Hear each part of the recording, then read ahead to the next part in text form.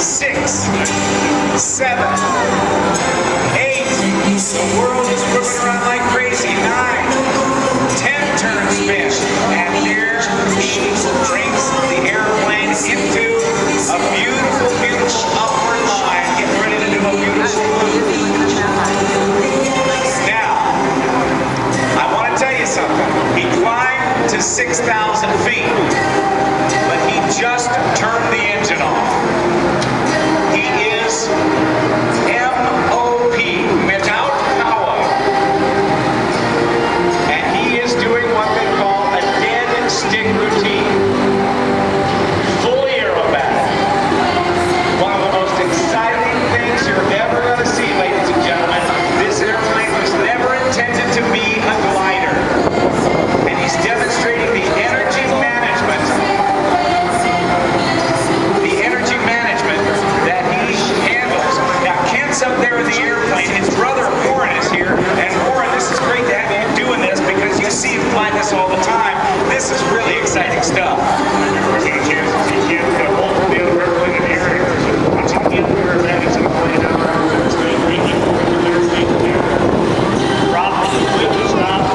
All the time he's doing this, he's looking out for us and her all over Jelly Belly. And because his intention to land that airplane with no power, post up his finger, propeller of the propeller in her hand.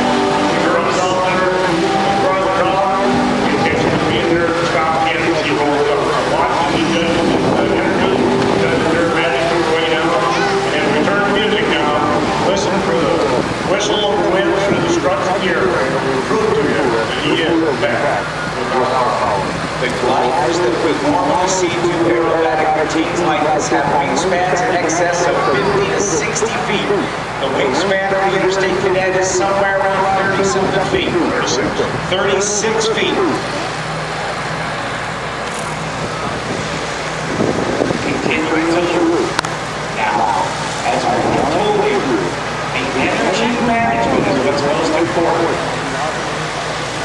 And again, if the jelly beans, and land it, and both people are inside, jelly beans, and Chris will stand there, they will put their hands out, and await can't be to close the top right on the cover, and put the spinner of the propeller right in. You can see the propeller. It is, as they say, 3 and 9. Pull it on back. Dive